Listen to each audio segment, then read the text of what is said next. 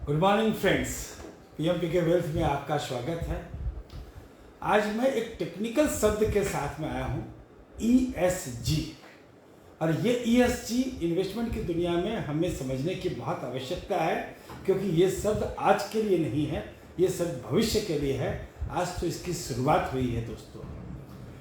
ESG के बारे में मैं बताऊं उसके पहले मैं आपसे जानना चाहता हूं कि क्या भविष्य में ऐसी कंपनियां जो चाहे कितना भी प्रॉफिट दे रही हो, कितना भी बड़ी क्यों ना हो, यदि इन्वायरमेंट को डैमेज कर रही हो तो क्या वो कंपनियां सरवाइव करेगी?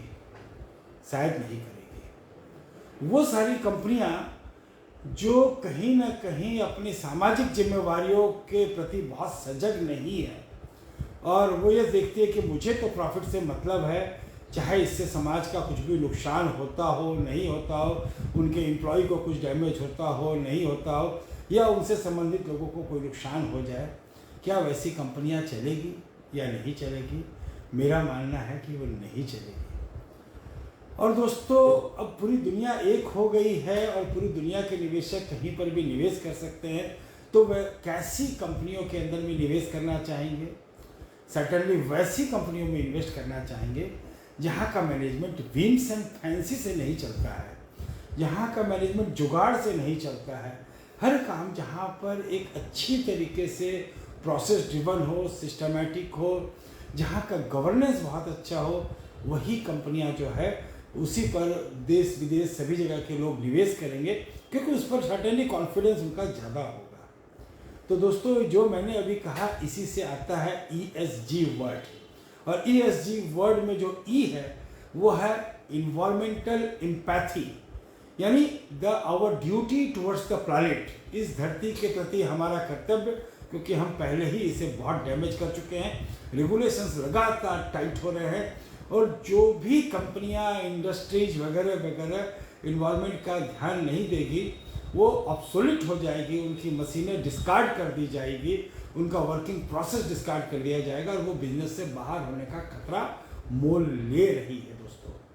तो एक दिन में चेंज नहीं होगा, लेकिन हाँ, आने वाले 5 साल 7 साल 8 साल के अंदर में मुझे ये चेंज दिखता है। एस का मतलब है सोशल रिस्पॉन्सिबिलिटी, और सोशल रिस्पॉन्सिबिलिटी का मतलब हुआ relationship with external and internal stakeholders. जो भी आपके इंटरनल स्टेक होल्डर्स, आपके एम्प्लॉयज है, क्या आप उनके प्रति रिस्पॉन्सिबल हैं? क्या वो इंटेलिजेंस, वो उनका ब्रेन, उनका टैलेंट आपके साथ लंबे समय तक रिटेन होने वाला है?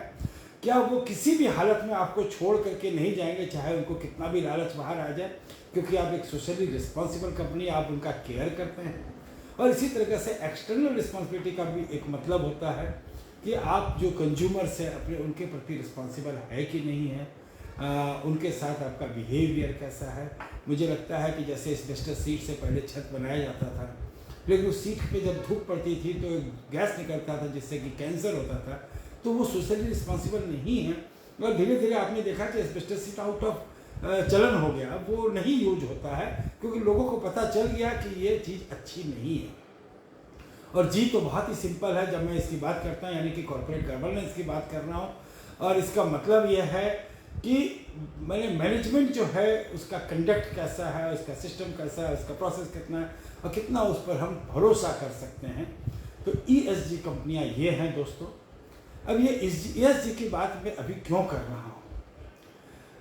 आज से कुछ साल पहले यूएन के अंदर में बड़े बड़े कॉर्पोरेट्स को बुलाया गया था और ये सारी चिंताएं जताई गई थी, और ग्लोबल इन्वेस्टिंग के नज़रिए से ये तय हुआ कि जितने भी बड़े फंड हाउसेस हैं जो कि पूरी दुनिया के अंदर में इन्वेस्ट कर रहे हैं, उन्होंने रिजॉल्व किया कि हम ये जो है ईएसजी की गाइडलाइंस के अंतर्गत ही इन्वेस्टमेंट करेंगे, और जो कंपनियां ईएसजी का कंप्लायंस नहीं करती है वहाँ पे इन्वेस्ट जा करके नहीं करेंगे।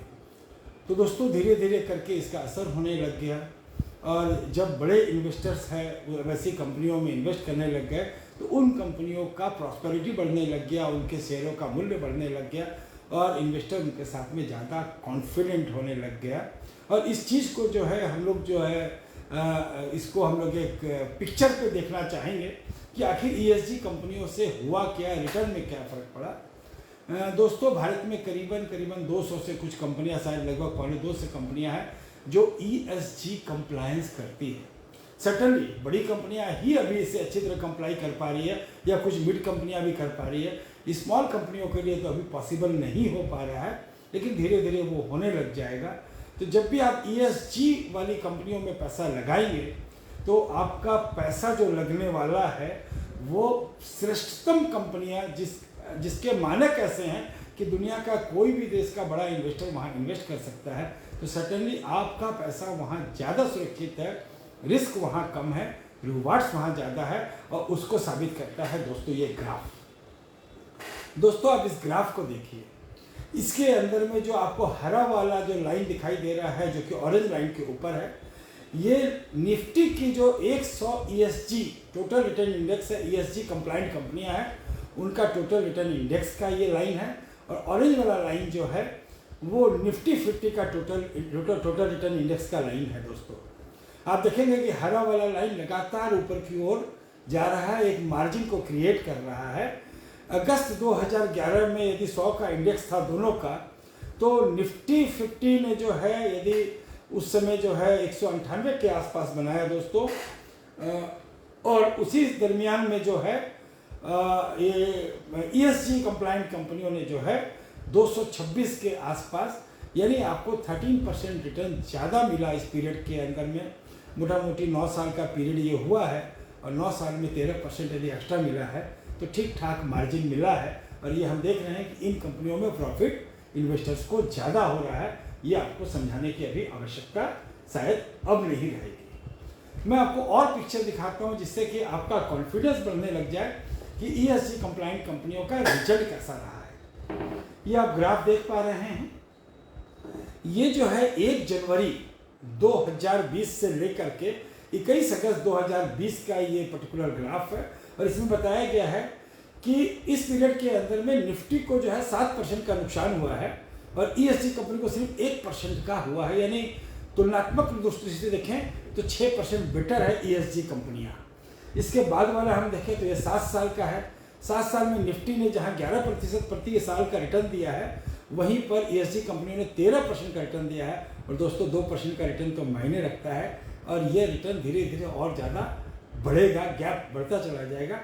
5 साल के लिए आप देखिए तो ये 5 साल के अंदर में निफ्टी ने जहाँ 6% का रिटर्न जनरेट किया है, यहाँ 8% का ESG कंपनियों ने किया है, यानी ठीक ठाक अच्छा मार्जिन से बीट किया है। सिमिलरली जो है हम यहाँ पर आकर के देखते हैं 3 साल का रिजल्ट, तो यहाँ पर आपको 3% का गैप नजर आएगा, 5% वर्सेस 8%। और हम आते हैं यहाँ पर जब देखते हैं 2 साल का रिटर्न, तो 2 साल में -1 रिटर्न है पर एनम का, 1% पर एनम माइनस रिटर्न है निफ्टी का, वहीं पर ये +1% है, यानी 2% मार्जिन पर है, पॉजिटिव मार्जिन पर है। और 1 साल पर जो है निफ्टी का जहाँ 6% है, वहाँ पर इसका रिटर्न जो है ESG कंपनियों का रिटर्न 11% है। यानी लगातार ESG कंपनियां बेहतर प्रदर्शन कर रही है। दोस्तों ये मैं आपको पिक्चोरियली दिखाना चाहता था, क्योंकि यदि मैं मुंह से बोलता तो शायद दिमाग में ये बात नहीं बैठती कि ESG कंपनियां कैसा परफॉर्म करती है। मैं आपको एक और सिंपल सा चार्ट के माध्यम से इस चीज़ को दिखाता हूँ। दोस्तों अब इस चार्ट को देखिए, जो लाल वाला, जो आपको लाल लाल ज़्यादा दिखाई दे रहा है वो निफ्टी का रिटर्न है, और जो हरा हरा दिखाई दे रहा है वो ESG कंपनी का रिटर्न है। रिटर्न माइनस भी हो सकता है, रिटर्न प्लस भी हो सकता है। जब भी निफ्टी से जिस साल भी, जिस फाइनेंशियल ईयर भी, और या जिस कैलेंडर ईयर भी निफ्टी से ESG कंपनी ने बेहतर परफॉर्म किया है, तो उसे ग्रीन में दिखाया गया है। तो आप देखेंगे कि ग्रीन वाला पोर्शन जो है ज़्यादा है, यानी मोटा मोटी हर साल, चाहे फाइनेंशियल ईयर लीजिए चाहे कैलेंडर ईयर लीजिए, ESG कंपनियों ने निफ्टी के कंपैरिजन में ज़्यादा बेहतर परफॉर्म किया है, साल दर साल किया है। ये बड़ी बात होती है। यानी आपको ये मैं भविष्य में कौन सी कंपनियां चलेगी ये बताने का प्रयास कर रहा हूं दोस्तों। फिर मैं एक और चार्ट आपके सामने लेकर के आया हूँ, और ये चार्ट बहुत ही महत्वपूर्ण है। ये चार्ट के अंदर में क्या है, इस चार्ट में आप देखिए दोस्तों, ये जो दिखाई दे रहा है ये number of ESG compliant funds जिन्होंने यूएन के साथ में अपने सौदे को किया है, जिन्होंने यूएन की बात के साथ सिग्नेचर किया है कि यस हम जो है रिस्पॉन्सिबिलिटी लेते हैं कि जो कंपनियां ESG को कंप्लाई करेगी वहीं पर पैसा लगाएंगे, उनकी संख्या जो है लगातार बढ़ रही है। और ऐसे फंड्स लगभग जो है 1900 से करीबन करीबन जो है 2300 के आसपास आ गए हैं दोस्तों। ये 2300 के आसपास ये आ गए हैं। और इधर ये दिखाई दे रहा है कि 2006 से लेकर अब तक कितना ट्रिलियन डॉलर इन कंपनियों ने ESG कंप्लाइंट कंपनियों में लगाया है। तो आप देखेंगे कि लगभग जो है एज ऑन डेट अगस्त के, यदि हम बात कर रहे हैं 2018 में, 2020 में तो और भी ज़्यादा होगा, 2018 में लगभग 85 ट्रिलियन डॉलर। 85 ट्रिलियन डॉलर का मतलब हो गया लगभग जो है 6,500 लाख करोड़ रुपया ऐसी कंपनियों के अंदर में इन्वेस्ट हो गया है। अब आप समझिए कि जब इतनी तेज़ी से इन क्षेत्र में इन्वेस्टमेंट बढ़ रहा है तो इन कंपनियों के शेयर बढ़ेंगे कि नहीं बढ़ेंगे, और जो इन कंप्लायंस को कर रही है वो कंपनियां स्टेबल है कि नहीं है, उसका रिस्क जो है कम रहेगा कि नहीं रहेगा, डेफिनेटली रहने वाला है। इसलिए ESG कंपनियों के अंदर में इन्वेस्टमेंट करना चाहिए। इसलिए बहुत सारी म्यूचुअल फंड कंपनियाँ जो है as on date ESG compliant schemes लेकर के आ रही है। अभी फ़िलहाल एक ICICI म्यूचुअल फंड का NFO चल रहा है। मैं यहाँ पर उस म्यूचुअल फंड को प्रमोट नहीं कर रहा हूँ, लेकिन आपकी जानकारी के लिए बता रहा हूँ कि ये इस कंपनी के अंदर में, इस पर्टिकुलर म्यूचुअल फंड स्कीम के अंदर में 70% पैसा जो है आपकी डोमेस्टिक ESG कंपनियों में लगेगी, नहीं वही 250 कंपनियों के आसपास वहीं जा कर के इन्वेस्ट होगी, जो कि आपने देखा कि 2-3-4% ज़्यादा रिटर्न देती है दूसरी कंपनियों के मुकाबले में। और मैंने बाकी पैसा 30% तक का पैसा जो है इंटरनेशनल इक्विटी में लगेगा। और दोस्तों मैं आपको बताना चाहूँगा कि इंटरनेशनल इक्विटी मोटा मोटी आप देखिएगा कि साल दर साल डोमेस्टिक इक्विटी के कंपैरिजन में ज़्यादा पॉजिटिव रहता है। ज़्यादा पॉजिटिव का मतलब ये नहीं कि ज़्यादा रेट ऑफ रिटर्न, माने बेहतर रिटर्न, ठीक ठाक रिटर्न देने में इंटरनेशनल इक्विटी के चांसेस ज़्यादा रहते हैं। तो 30% हमारा पैसा पूरी ग्लोब की जो सबसे बेहतरीन कंपनी है वहाँ भी रहेगा। तो ये एक एडिशनल बेनिफिट है कि आपका डोमेस्टिक इक्विटी के साथ साथ आपका इंटरनेशनल इक्विटी में भी पैसा लग गया। तो दोस्तों ये तो आपको समझ में आ गया कि ESG कंपनियों में पैसा लगाना कैसे चाहिए और क्यों चाहिए। लेकिन मैं आपको ये कहना चाहूँगा कि यदि आपका पैसा म्यूचुअल फंड में इन्वेस्ट है और आप मल्टी कैप में इन्वेस्ट कर रखे हैं, तो मैं कहूँगा कि उसका एक पोर्शन को आप ESG कंपनियों के या ESG स्कीम में शिफ्ट कर दें, क्योंकि ये कंपनियाँ ये भी मल्टी कैप ही फंड होगा, लेकिन शायद नॉर्मल मल्टी कैप से ज़्यादा बेहतर रिटर्न देने वाला फंड साबित होना चाहिए। गारंटी नहीं देता हूँ, लेकिन अभी तक के डेटा से हम लोगों ने यही समझा है दोस्तों। और साथ में जो है यदि आप कोई SIP शुरू करना चाहते हैं और एक मल्टी कैप फंड में करना चाहते हैं, तो ये मल्टी कैप का नेचर भी होगा मोटा मोटी large cap bias, large and mid cap बोल सकते हैं इसे। तो ये बहुत ही बेहतरीन ऑप्शन होता है SIP करने के लिए, लॉन्ग टर्म के लिए बहुत स्टेबल होता है। तो आप SIP इसके अंदर में शुरू कर सकते हैं और आप चाहें लमसम पैसा इसके अंदर में लगा सकते हैं।